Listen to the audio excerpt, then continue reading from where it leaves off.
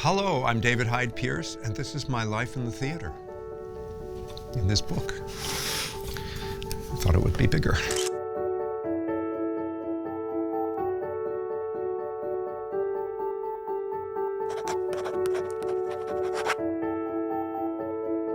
So I'm a crier, I'm just realizing. So I'm going to try not to get emotional through all this. This is Beyond Therapy. This is my first job. This is my first Broadway show. That's where I got my equity card at the Brooks Atkinson Theater in 1982. You know, the way I got this job is kind of important, or at least it's important to me. I came to New York in the summer of '81, and I had spent a couple of summers at the Williamstown Theater Festival, which is a great summer theater in Williamstown, Massachusetts. And a wonderful actor, Edward Herman, if you don't know him, look him up, was a friend and colleague there, and he had written references for me to get into drama schools, and I was going to go to some British drama schools. And then he said, you know, before you spend any more time and money going to school, why don't you go to New York and see if you even want to do this? And I thought, okay. But the other thing he did, which has stuck with me, is he contacted a casting director in New York, Mary Cahoon. Look her up if you don't know her. I couldn't begin to spell her last name. She was Scottish. But she was a big-time casting director, and he said, I guess you should see this guy. So right when I got to New York, I did a general audition, which is a serious and a comic monologue for Mary Cahoon. I have no idea which was which. And then I started going to cattle calls, and I didn't have an agent, and Christmas time I signed on as temporary help at Bloomingdale's selling neckties, and I hated it. And I wasn't good at it, but at the end, when they asked some people to stay on after Christmas as permanent help, they told me I could go. And I was very upset. I was a temp at a law firm, and while I was temping at the law firm in 1982, in the spring, I got a call from Mary Cahoon on my answering machine to come and audition for this play, Beyond Therapy. And it was written by Chris Durang, and it was my first contact with Chris Durang, who became a friend and a colleague and a muse and a lot of other things all through my career. But that was the first time, and I did the audition, and he laughed. And then I got another message on my answering machine. I was at work, and somewhere I still have the piece of yellow legal paper that says Beyond Therapy. And I got the job. And so, cut to our first rehearsal, and in this production, John Lithgow was a star, Diane Weiss was the star, and there was Jack Gilpin and Kate McGregor Stewart and Peter Michael Getz. I, at that time, only had two names, David Pierce. That came later. I played the small part of Andrew the waiter, and this character didn't appear till almost at the end of the play, very late in the second act. So for 2 weeks, I sat in the rehearsal room. I was there every single day and just watched and absorbed these amazing actors doing their work on this very funny play. And finally, near the end of the second week, I got the chance to get up and say my line, and I said my first line, and they all of them, fell out of their chairs laughing. It was the most gratifying thing. And then I found out that John Lithgow had passed around a note saying, David's been sitting here for 2 weeks. When he says his first line, we should all fall out of our chairs laughing, which was a very lovely way to welcome me to the theater. So then we finished rehearsal. We went over to the Brooks Atkinson Theater. And I remember we must have been rehearsing somewhere in Times Square because we all had lunch at a restaurant, and then we walked to the theater. And Times Square at that time, 1982, was a hellhole. It was full of just crap in the streets and junk and junkies and, you know, hookers and everything else. And I remember, as I recall, it was across the street from our theater. I don't know if that's true, but it was certainly in the neighborhood, was a movie theater, and they were showing a film called Inside Annie Sprinkle. And it sounds almost like a children's story, but trust me, it wasn't. And so I literally thought, oh my God, this is Broadway? But we got into the theater, and the first preview, we got to our first paying audience, and the way the play was structured, there were these recurring scenes that happened in a restaurant, and Bruce and Prudence, John Lithgow and Diane Weiss, they would continually meet at these restaurants on these dates, and part of the running gag was no matter how long the scene was in the restaurant, no waiter ever showed up. And Prudence at one point says, I don't even think this restaurant has waiters. Well, my character was the waiter, and near the end of the second act, there's this huge conflagration. All of the cast end up in the same restaurant. One of them pulls a gun and shoots the other one. They all scream and fall to the floor. And then the waiter comes out and says, "I'm sorry, I'm going to have to ask you to leave." Now, first preview, I came out and did that, and the audience fell out of their seats laughing. And it wasn't because of my brilliant delivery, it's because of, Chris's brilliant structure and the situation. But what I was faced with was all of the cast was on the floor, having ducked because of this gunfire, looking upstage at me. They were all laughing their asses off, crying because of the coincidence of what they had done in rehearsal, and here I was biting my cheeks, facing the audience, trying to maintain a straight face. And that was my first moment on a Broadway stage. And the next part of the story is opening night. Opening night was incredible. My mom and dad were there, and they were, not that thrilled that I had gone into the acting profession, but sitting there surrounded by celebrities, opening night on Broadway, they thought, oh, well, this might not be so bad. And also, an important footnote, my dad had wanted to be an actor. And although it didn't work out for him, I found out later he acted a ton in community theater in our hometown.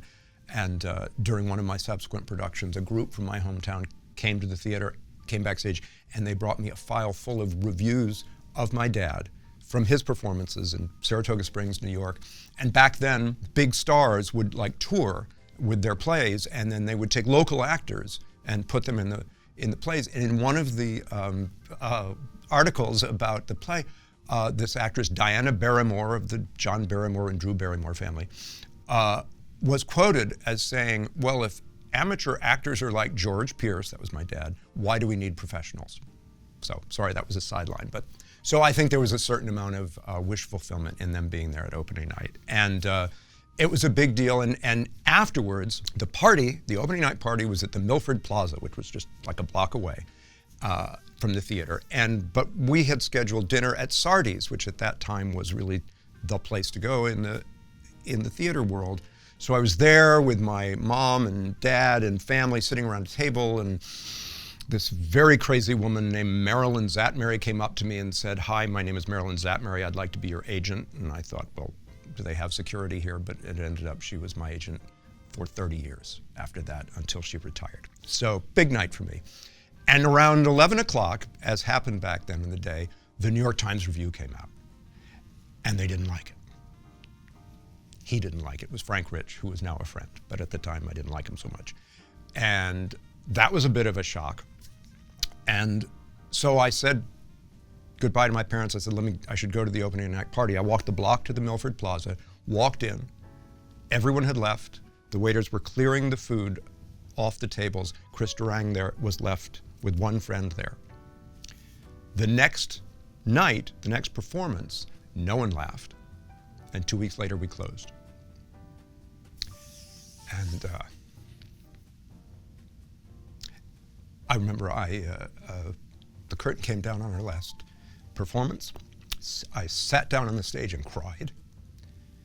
But as I think about it now, I think back to Ed Herman's words, "Why don't you go and see if you even want to do this for a living?" And I thought, oh yeah, I do. So that was an amazing introduction to the theater, because I got everything. I got stars, I got laughs, I got everything, and closed in 2 weeks. Oh, look at this. Oh, so this is, I didn't know. Sorry, I'm actually surprised. They told me there'd be surprises here. There's all kinds of stuff that I didn't know was going to be here. So this is Hamlet, which was done at the Public Theater. I think it was like 86 or something like that. Kevin Kline, the first time he did Hamlet, directed by Liviu Ciulei, a great Romanian director who I had worked with out at the Guthrie Theater in Minneapolis. He had run that theater for a long time. In the play with me playing Ophelia was an actress named Harriet Harris, who became Harriet Sansom Harris, who ended up on the TV show Fraiser with me, hysterically playing Fraiser's agent. And we subsequently worked together actually many times. So this was a big deal for me. I was playing Laertes opposite Kevin's Hamlet, which meant I got to do the sword fight. And you may not believe this, but I'd actually done a lot of stage combat sword fighting in my career in regional theater in Williamstown, working with B.H. Barry, one of the great fight choreographers. If you don't know that name, look him up. And he did this great fight with, first of all, I had to I understudied Hamlet, so I had to learn both sides of the fight. And but it was, I remember a lot of things about this one. The fight was, how did we do this? I ended up with 2 swords. That's what it was. Once Kevin got stabbed, but Laertes poisons the sword and sticks Hamlet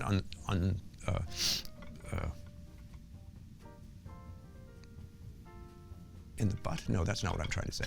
No, so Laertes, poisons the sword and secretively sticks Hamlet with it, and Hamlet finds out and is all pissed off and goes after him. And BH gave me this great moment of picking up a second sword. So I was fighting off Kevin Kline with 2 swords, and then he killed me, and it was great. But here's my favorite story from that. Dear departed Richard Frank, if you haven't heard that name, look him up.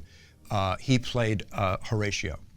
And one of the things he said, he was such a great actor, but also a very sort of no-nonsense actor. He said, when Hamlet dies, I always want to be able to cry when he's dying as my best friend, but I'm not going to be able to cry 8 times a week. So he arranged with the actor playing Osric to have just a little bit of Bengay on his fingers so that he could, just grab it and discreetly dab it on his eyes so that he would be able to cry at the right moment, except there was one performance where he must have gotten a handful, I don't know, but he put it on his eyes. The whole place smelled like a gymnasium.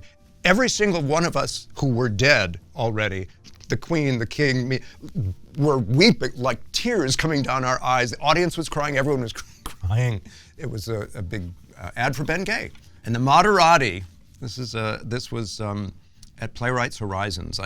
One of the great things I got to do after I did Broadway was regional theater, but also doing new plays at Playwrights Horizons. And that was a very exciting alternative way to approach the theater.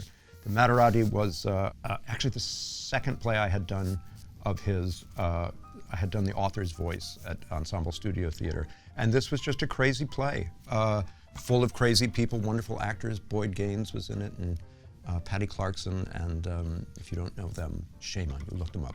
That was that. It was, and Zero Positive was a Harry Condolian play. I can't believe this is going to take forever if we're going all the way through my off-Broadway stuff. I had no idea. Sorry. Zero Positive, Harry Condolian. Tony Shalhoub was in it, playing a nut, really well. And I meet him later on in my career, as you'll see. And that was just a really interesting, gnarly AIDS-era play. Kind of a fantastical thing, which is what Harry specialized in, Harry Condolian. Look him up. Much Ado About Nothing, which is another Shakespeare play I did for the public, but this was Shakespeare in the Park, which was a blast. And I got to play Don John, who was the villain. And it was Kevin Kline and Blythe Danner being absolutely amazing as Beatrice and Benedict. And God, Jerry Stiller played Dogberry, and Brian Murray, again, it's an amazing group of people and such fun. And but here's the thing. We had 1 week where it rained every day. And the way it worked at Shakespeare in the Park was, if you got rained out from your performance, you got first dibs at going the next night.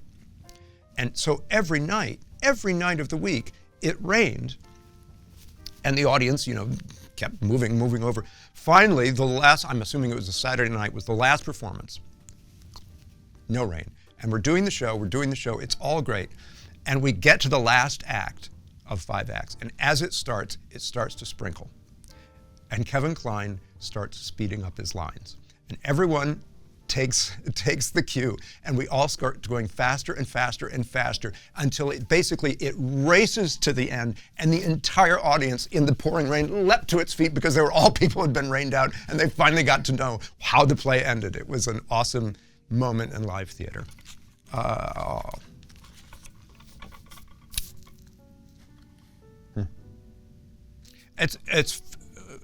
I'm getting emotional. It's funny.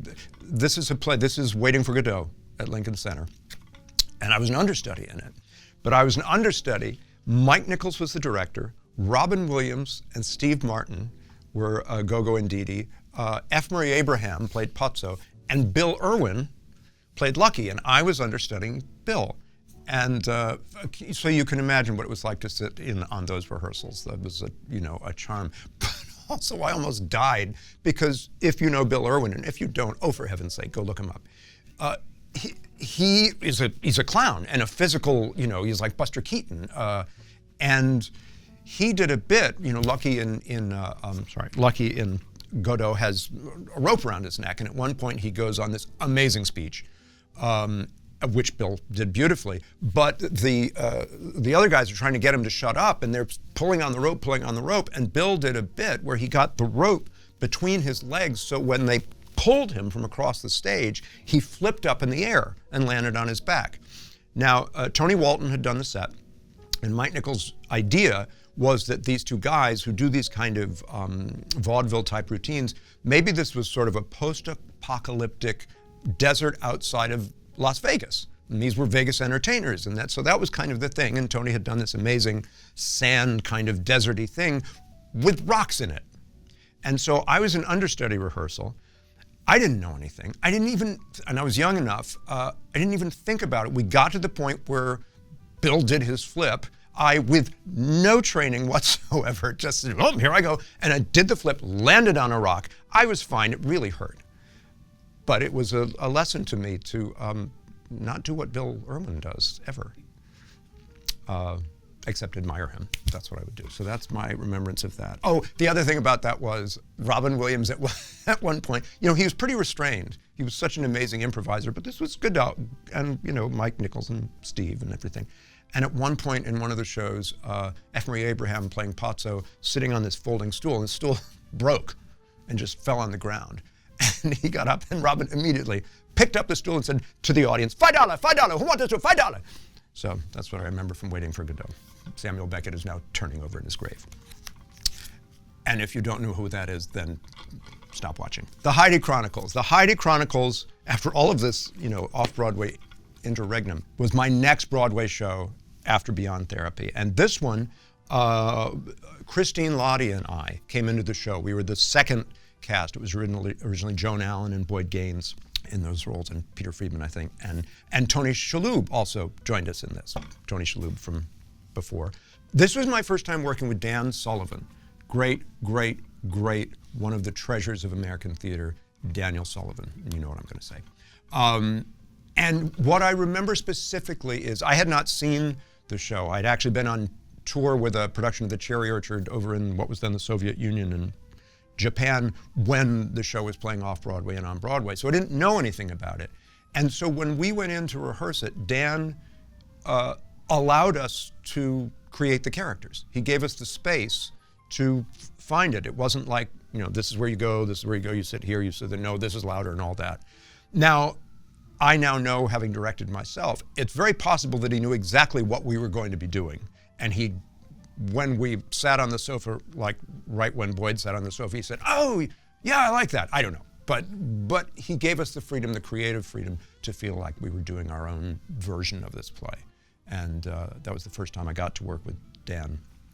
I've worked with him many times subsequently and had a great time. And also the connection with Chris Durang, which is the role of Peter Patrone in this play written by Wendy Wasserstein. Wendy Wasserstein and Chris Durang were best friends, and she had based the character of Peter Patrone a lot on Chris and on her relationship with Chris. So in that sense, I was not only getting to do his words, I was actually getting to be him. So that was cool. Okay, Spamalot. Spamalot. I was on this TV show, Fraiser, and it ran for 11 years. And at the end of the 10th year, the producers said, we're going to end the show next year. We want to be able to, we don't want it to just get canceled by some studio. We want to be able to shape the last season. So in the 11th season, we knew that we were going to be ending. And I was thinking about, what do I want to do after this? And although I had done theater before, I'd never done a musical. And when I was out in LA, they have a thing called Reprise, which is sort of their version of our encores. And I had done Boys from Syracuse, with a young actor named Christopher Siebert, who was very nice to me because I'd never done a musical, and he was pretty good at musicals, so he gave me a lot of good hints. And I really enjoyed it, and I thought, I've studied music, I've sung, in musicals in junior high school or whatever, but I've never done one. Maybe that's what I should do next. And the other part of this story is when I was in high school, Monty Python, the TV series, came on public television in the States, and I lost my mind. It was like they wrote it for me. I just loved it so much, ate it with a spoon. Third part was, I had by now worked a few times with the director Mike Nichols in plays and understudying and stuff, and in a film. So I'm sitting in the green room at Fraiser, thinking about what's going to happen after the last season, and I open the New York Times, and there's a headline. It says, Mike Nichols to direct Broadway musical of Monty Python and the Holy Grail. So I called my agent and I said, I don't care what the part is, I have to be in this. And that led to us, we did a reading of it, and they had decided that I should play the Eric Idle roles. Eric Idle was there because he wrote the show, you know, so that wasn't intimidating. But it worked out, and then we did it, and we had so much fun, as you can imagine. It was my introduction to the Broadway musical. Most importantly, it was my introduction to the ensemble of a Broadway musical. I'd never seen human beings like this in my life. I equate them with the Marines. There is nothing they can't do, and they do what they are asked to do. And it was mind-boggling. And I remember Casey Nicolau, our choreographer, early on, I was doing pathetically trying to do some dance number with them, and he said, let's go back, and I said, to California? But I learned, and I had the best time, and also, I mean, it was Hank Azaria and Michael McGraw, Tim Curry, and this young, relatively unknown person named Christian Borle, who ended up being absolutely brilliant in the show, and Sarah Ramirez, look them all up. But what I really remember about this, it was genuinely funny. Mike understood, this cast understood that the way this material had to be played was serious, and that's what made it funny. So we didn't put any quotation marks around things. And it opened, and it was successful, and we were having a good time. And about a month after opening, Mike came back to look at it, and he talked to us afterwards, and he said, this is great. He said, I want to give you some advice. When you have figured out exactly how to get the laugh in any given moment, he called it your favorite squeak and turn. He said, don't do that. He said, you can always do it again the next night. Just don't do that. And for some of us, that was petrifying. For me, I thought, that's interesting. And what happens, two things happen. One, the show never freezes. The show doesn't become calcified. It has life and breathing because nobody has set the way they're going to do things. But also, you lose the conversation that sometimes happens in shows about, if he does that, I won't get my laugh. There's no such thing as your laugh anymore. It just becomes a living organism. So that was a huge lesson that I have carried with me. You know, that combination of Casey Nicolau, genius, inspired, lunatic choreography, but Mike's quiet, patient observation and saying, keep this in place, is what took this explosive mix of performers and this potentially anarchic piece and kept it together and made it, I think, the success it was. Curtains. Curtains was a Kander and Ebb and Rupert Holmes musical. It had been many years in development, and Fred Ebb, the lyricist, had passed away, and they had connected with Rupert Holmes to write the show. And they had approached me about playing the lead. The first musical I ever saw on Broadway, which I think was when I was 8. My mom and dad brought me to New York, and it was Zorba, which was a Kander and Ebb musical.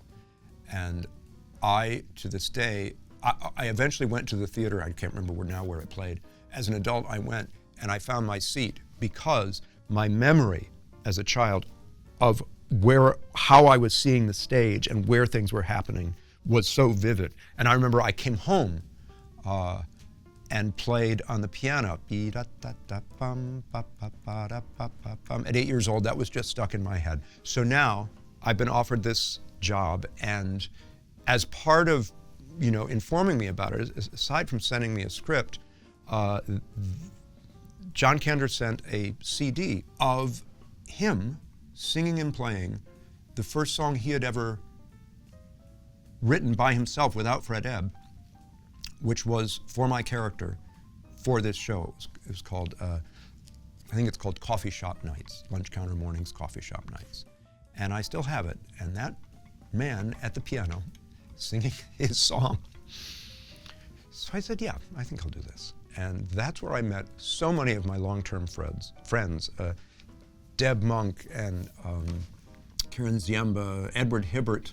Actually, Edward had been on Fraiser with me. He played the food critic in Fraiser. He was the director in Curtains. Curtains was amazing, and we had a great time on Broadway. And we did the out-of-town tryout in Los Angeles, and that's where I almost died.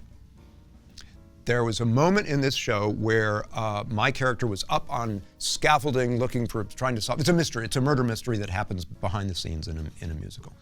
He gets, out of the blue, a sandbag knocks him off this scaffolding, and then miraculously he descends. There's this giant globe piece of set machinery that comes down from the rafters, and he comes down sitting on top of that as if he's fallen on top of it. And out in Los Angeles, we were doing this performance.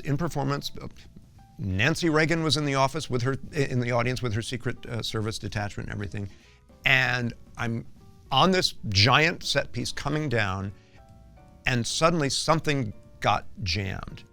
And there was it had a big iron crossbar above me, and I felt myself being pulled up against the crossbar. And I didn't know what was happening. I didn't know if I was going up or the set piece, but it started to, it was like life or death. It was life or death, suspended above the stage. And all I did, I said, oh God, about that loud. And Beverly Randolph, one of the greatest stage managers who has ever walked the earth, not just for this reason, she was really great. She stopped. She heard that and she stopped.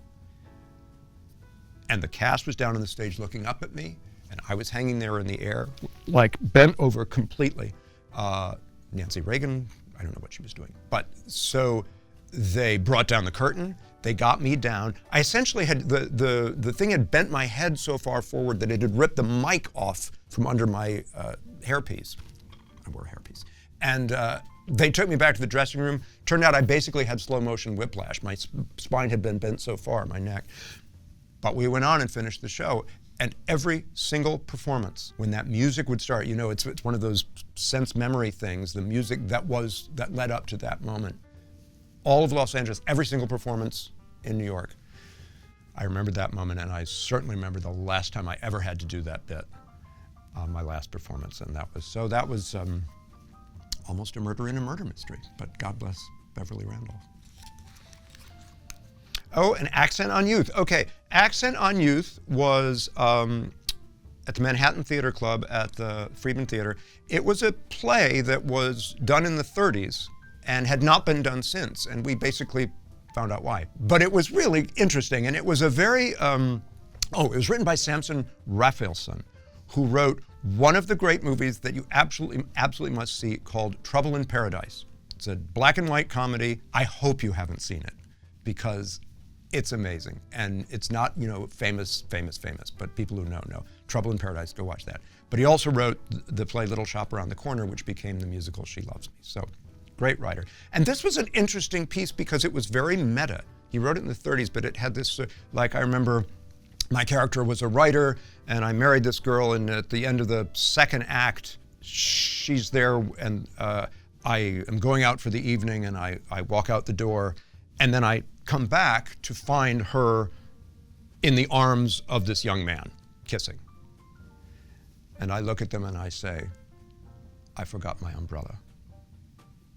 And then I say, in case you didn't realize, that was a curtain line. And of course, he's a writer of plays, and so he says that, but also it's a curtain line and the curtain comes down. So it was that kind of thing, which I thought was really cool. Daniel Sullivan, who directed the Heidi Chronicles that I did, he directed this, and this was the first time I really got to create a piece with Dan, create a production. And it was where I learned the thing that anyone who's ever worked with Dan Sullivan will tell you. It's a little bit of exaggeration, but not totally. He doesn't say anything. And when you see his productions, you think, wow, they are so seamless and everyone is on the same page. You know it's just been directed so subtly, but no. He says nothing. You finish the scene. Usually you finish the scene, you know, you're working with your scene partner, and you go like this, and the director says, well, or they come up and talk to you, or I think Trevor Nunn takes one of the actors aside and whispers something over here, and then delivers you back to do whatever you're doing. Dan, nothing. And what I figured out, I think this is right, is what happens is when your actors, it's like dogs not getting fed from the table, that after the first few times of finishing a scene and going, and not getting anything, eventually you stop doing that and you just start doing this. And what you look to for response is the people you're on stage with, and that's why he comes up with these amazing productions where people are so great together. So that's, I think, his secret. And we did a good production, and oh my God, John Lee Beatty, the set designer, did this beautiful set. He had just designed the entire refurbishing, rebuilding of the Samuel Friedman Theater. And he continued a lot of the beautiful sculptural work that he had in the theater into the set. So it was an apartment, but a fancy apartment. So it was a gorgeous production, and we did what we could. And we got some laughs. Oh, and Charlie Kimbrough. Charlie Kimbrough, Lisa Baines, two amazing actors. Even if you know them, look them up, because you'll be amazed at all they've done. But no longer with us. And what a privilege it was to be able to be on stage with them. Okay, so this is La Bête. La Bête is a play I did with the great actor Mark Rylance and with Joanna Lumley. We started in London. I went over to meet with Mark when they asked me to do this, to see if we would work together well. And we did a reading of the play, and it seemed to work, and that was great. And he had just opened in a play called Jerusalem at the Court Theatre in London, and I thought, oh, well, I'm here, and he's just opened this play. I should go see this. So my husband Brian and I went, and that's a legendary performance. Mark in Jerusalem is a legendary, earth-shaking performance that any actor sees and goes, what planet did this person come from? And I was like, oh, I get to work with him. And Matthew Warchus was the director, and we worked in London. It was a lot of improvisatory exercises and things, games, things that I wasn't used to, but liked. And then we brought it over here, and it was incredible. And part of the fun of it was, in the opening scene, Mark plays this boor. It's set in the like 1600s, and it's all in verse. David Hersom wrote this amazing verse play, and Mark comes on and does, I think it's a 20-minute essentially monologue, just talking about himself as, you know, as the character, full of himself. And he also had the ingenious idea, having just come from a banquet, that he chopped up little pieces of, I think it was melon, tiny, tiny, tiny pieces of melon, and hid them in his cheeks like a squirrel, so that at random points as he was talking to you, and me and Stephen Wilmette, who played my assistant in the show, we're there completely silent for 20 minutes while this man is talking to us, and periodically, unplanned by him, you know, a chunk of melon would, you know, hit you in the face. People in the audience were like wearing ponchos. It was crazy. It was such a great performance. But the fun for me, acting-wise, for those actors out there, is charting what it is to be silent for 20 minutes with a person like this, because something keeps you in the room. And you can't, in the first 5 minutes, be, well, this guy's an idiot. You have to find this whole inner story of where you're, maybe he'll stop talking now. No, okay, maybe I'm just gonna go. At one point I did walk off stage, and you just heard the sound of me pounding my head against the wall, and I came in like this, and then he continued. It was such a great acting exercise, and getting to act with him and Joanna, and the rest of the company, who were all amazing. It was, that was a blast. The end. Vanya and Sonia and Masha and Spike. That is a Chris Durang play. where I again sort of had the honor of playing Chris because he had written the role of Vanya for himself.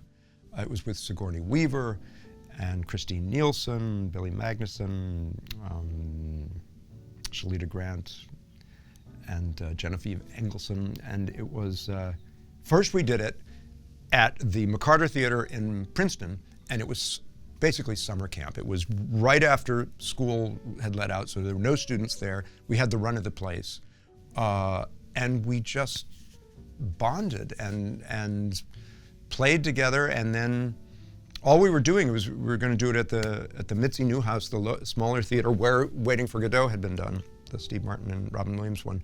But it was such a success that it then our producer Joy Parnes took it to Broadway, and it ended up winning the Tony Award for Chris, and it was just bliss, every moment of it, and really the culmination of my career-long working relationship with Chris Durang, and that was one of the great gifts that I've had in the theater, I would say.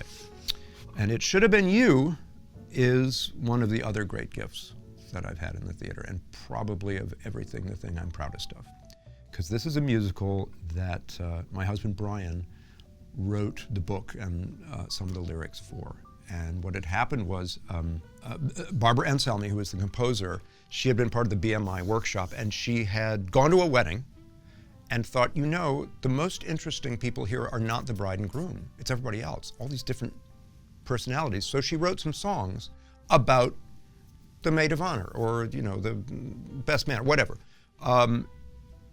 And she looked at them and thought, I think this could be a musical. And she was talking to various people about writing the book, and she came to Brian, and Brian listened to the songs and liked the songs, and he said, here's the thing, I would rather be eaten by bears than see a musical about a wedding. But if I can come up with a story that I want to see, then I'll give it a shot. And that's what he did. And so he crafted this thing out of some existing songs and some existing characters, and came up with a story. And this is where I think his many years of writing for television, as well as his many years of being an actor and also developing plays in his early years, came into how to shape a story. And he created this amazing thing. And I had never directed before in my life, except for at summer camp, which didn't count.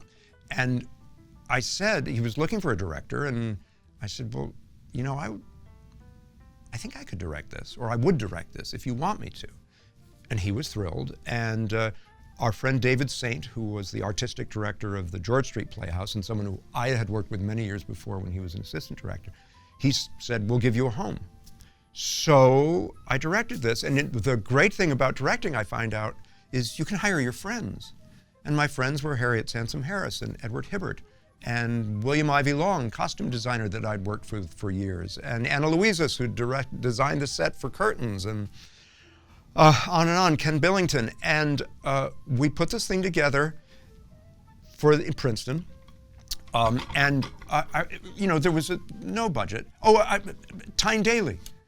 Tyne Daly came, and she loved it, and so she wanted to be in it. Tyne was in it, and Tyne played a Jewish mother, and Harriet played a WASP mother. And the construction of the show was ostensibly what you're seeing is, oh, I see, it's a marriage between a Catholic family and a Jewish family, and you know, we've kind of seen that before, but okay, fine, that's the issue.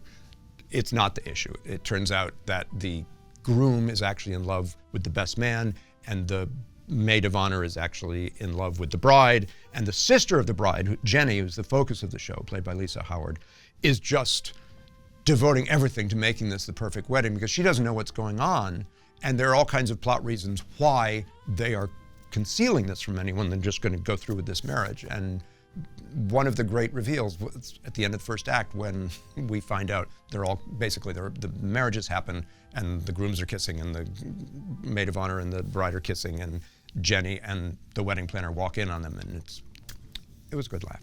So, but it became one friend who said, oh, this is so great, it's such a subversive musical, and that was the point. That actually what it was about, you know, marriage and marriage equality, not as a political statement, but it was just, it had all kinds of heart as well as comedy. And we did it at George Street, and it worked. And then Daryl Roth, great producer Daryl Roth, was interested in bringing it to Broadway. And the thing that had never occurred to me was, if you're going to direct something for your first time, a Broadway musical is not a good idea. You should do, a 2-person play in a black box theater. But I didn't know that's what we were doing when we started. And the other thing was, people said, "Oh, really? You're going to be working with your husband? How's that going to go?" It went great, because we'd been doing this all our lives together. By that time, I have no idea, we were at least 30 years together. And no one gave me better acting notes than Brian, and I would always read what he was writing and give him my thoughts. So this was just a continuation of that process. It was so joyous, and I remember it was at the Brooks Atkinson Theater, where I had made my Broadway debut all those years ago. Our first preview, the audience went nuts. They loved it. And I remember Brian and I walking home on air.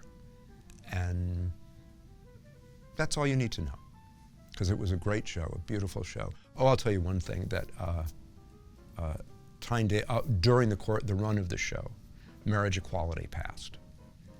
And Tyne Daly gave the most extraordinary speech about what it was like for her many years ago when she was in love with a person of color. And it just brought it all together and brought the message of the show, the heart of the show, and the fact that it was kind of about everyone into focus. So that's something I take away. And as I say, I couldn't be prouder of anything than having worked with Brian on this.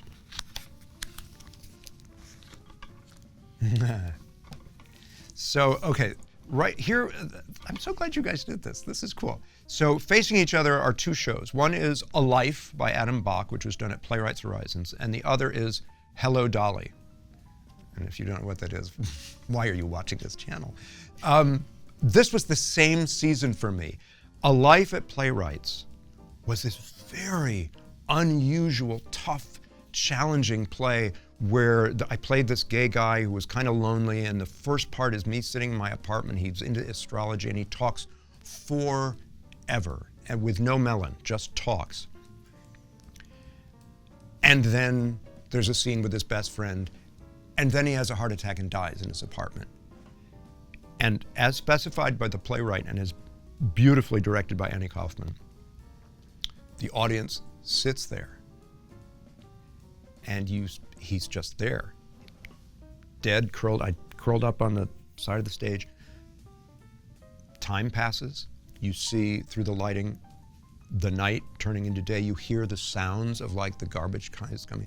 People either in the audience thought it was the greatest thing in the world, or they thought they were going to lose their mind, or they thought, I will never get this time back. I can't believe I'm wasting my life. It's all of those things. And they were all, and then the next scene was me dead on a gurney, naked under a sheet, while these 2 wonderful actors are just having a conversation about their lives and girlfriends and boyfriends and all this stuff while they are bathing me. And I had to, we had a guy come in and advise me on this about not breathing. Or breathing, and fortunately I'm a meditator, so I'm used to kind of calm breathing. And he said, his advice was, here's the thing, you're gonna reach a point where you panic. And all you have to do is get through that. Once you get through that panic part, as you're doing this, you'll be fine. And he was right. And the only thing, this is a trade secret, but I'll tell you because it's kind of fun. The only thing I couldn't control was swallowing, because periodically you just have to swallow. So I could still my breath enough that it looked like I was dead. And so then, with the 2 actresses who were cleaning me up, we just coordinated that after a certain one of their lines, I would know that one of them was going to put a cloth right here on my throat between me and the audience so I could swallow. Or at one, there was like 2 points. Or she would walk between me and the audience after a certain line.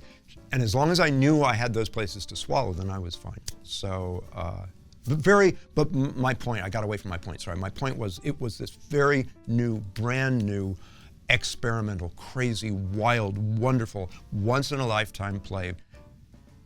And then Hello, Dolly came. And Hello, Dolly, the most traditional, most wonderful musical, starring Bette Midler, directed by Jerry Zaks, at the Shubert Theater, where I had done Spamalot. Shubert Theater, one of the best houses in town because of it has such a close relationship to the audience. Even when they're way far back, you can basically do nothing and they see it. This production was firing on all cylinders. Everybody in it. Gavin Creel.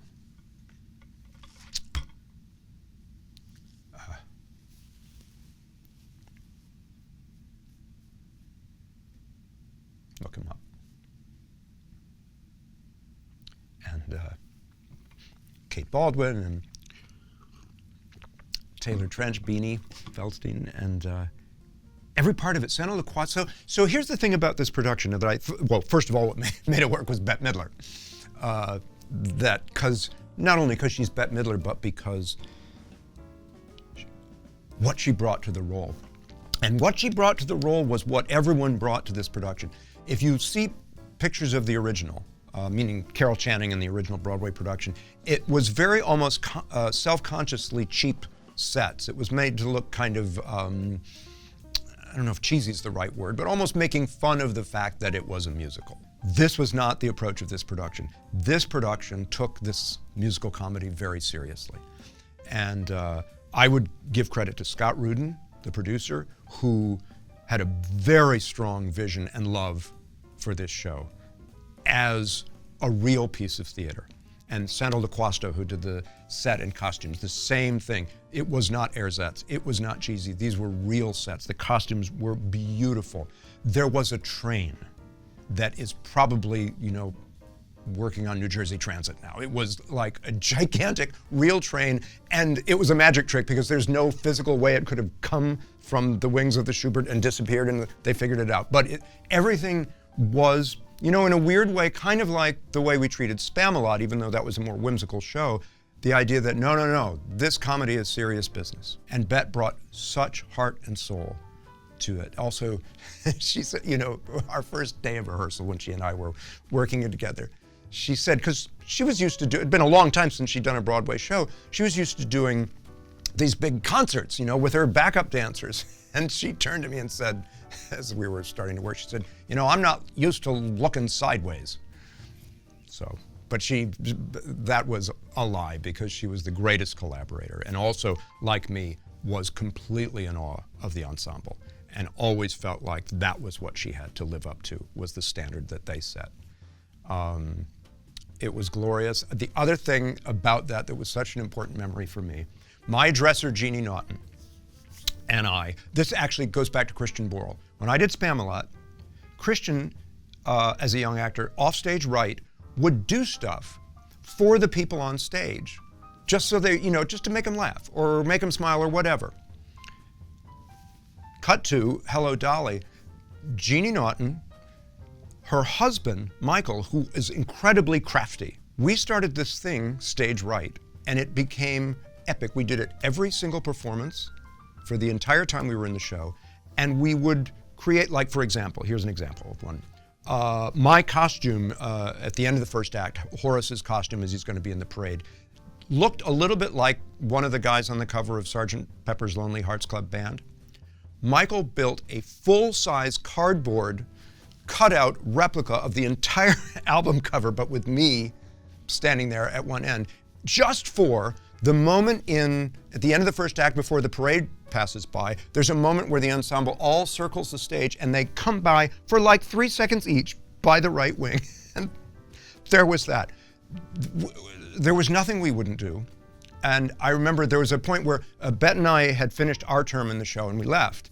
And Bernadette and Victor Garber came in.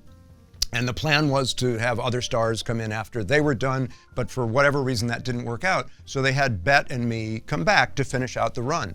And for that performance, our first time back, I was dressed as Elton John. I had these big glasses. Michael had built a piano for me. And I had a sign that said, "The bitch is back." So that was an example. Every single performance, it was, and that was a great tradition. Just, keeping things alive and light and happy, and that was cool. Here we are. Here we are was the last Stephen Sondheim musical, and directed by Joe Mantello, and we did it at the Shed, which is this really odd, wonderful, weird building space that David Rockwell designed over on the West Side. I have, of course, I'm not alone, loved Sondheim's music my whole life, but I never gotten to do one of his shows. When I was in college, I saw Len Cariou and Angela Lansbury in the original production of Sweeney Todd. Sweeney Todd, one of my two favorite musicals, the other being Cabaret in all the world. And I also, sorry, this is a slight diversion, but I loved it so much, I went back and saw it at another matinee, which happened to be the last performance that Len and Angela gave. And they were being, ridiculous with each other during A Little Priest and stuff like that. Was fun. But only now that I have done a few last performances of my own, do I realize what a privilege it was to be there for that, because I know what that must have meant for them, having created that show, to say goodbye to it. So that was cool. But finally and at one point I hosted one of Sondheim's birthdays. I think it was his 80th or 70th or 80th. I heard a voice say 80th, so it was Elaine Stritch. Yes, so I had a connection to him, obviously, I loved him, and the opportunity to be in this show with an amazing cast, and to build it from the ground up. And it was a little bit like a life in that it was unusual. Its storytelling was unusual. It took two Buñuel films, The Exterminating Angel and Discreet Charm of the Bourgeoisie, and Bourgeoisie was the first act and Exterminating Angel was the second act, and what? Sondheim and David Ives putting this piece together, and it was just such a wonderful, it was like a late Shakespeare play in that it was so full of everything that we know about Sondheim, but it was like reaching for something new. And how cool was that? Okay, Pirates, the Penzance musical. I'm having such a good time for a ton of reasons. I'm working with old pal Scott Ellis, is my director, and who had directed Curtains, and also directed some episodes of Fraiser, and directed a TV show about Julia Child that I was in. So an old friend and colleague, Warren Carlyle, who'd been the choreographer for Hello, Dolly. And this is, I've had Gilbert and Sullivan in my life since I was a little kid. Gilbert and Sullivan are the composer and book writer of Pirates of Penzance, if you haven't heard of them. This one is different. So I went to a summer camp in New Hampshire where they did a Gilbert and Sullivan every summer, because the camp was founded so long ago that was current. And it would be like doing, I don't know, Company Now or something. So that was that. Every summer I was an extra in one. I was an extra in Pirates of Penzance, actually. And I got it. This is important. This was a real acting lesson for me, a lesson about our business, about our art form, which was me and my best friend Glenn we were into the hiking program. We were hiking the Appalachian Mountains all the time, but we had both signed on to be extras in this production of Pirates of Penzance at the summer camp. And we got the chance to go on this really great trip. And we went to the guy, Rich, who was the music director for the show. He said, "Listen, we're going to have to miss some rehearsals." And he looked at us like, I don't know, like we had said a bad word, or like we weren't speaking English. He said, you committed to this show. You can't miss rehearsals. And that stuck with me. Obviously, I'm 100 years ago, but I'm remembering it now like, oh, this musical comedy is serious business, and it involves commitment. And I remember also, again, summer camp, little kids, they were teaching the complicated harmonies of these shows. This wasn't a simplified version. They were taking it really seriously and then making a funny show about it. So those are my roots. When I was in college, There was a Gilbert and Sullivan Society, and I was in HMS Pinafore, and I directed a show called Princess Ida. So lots and lots of Gilbert and Sullivan in my life. And then this came along, and it's 5 years ago, Scott Ellis said, oh, we have this idea for Pirates, giving it a different spin, and would you be interested in playing the Major General? And I said, yes. And the different spin is just this, that in actual history, Gilbert and Sullivan had done their show HMS Pinafore. It was a big hit, and it was done all over America, and there was no copyright. So they didn't make any money off these shows. So their next big hit, which was Pirates of Penzance, they started in the United States to get the copyright before they opened in London. And they went to Philadelphia, and they were in New York and a few other places. The show went to New Orleans. They didn't go to New Orleans, but the concept of this production is, what if they had realized that there were actual pirates still in New Orleans?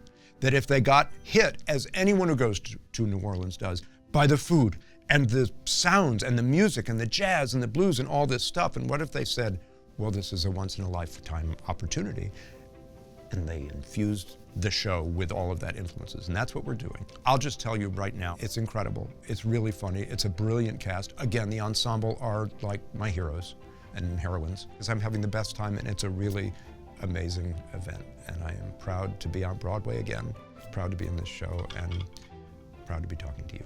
Thanks for listening.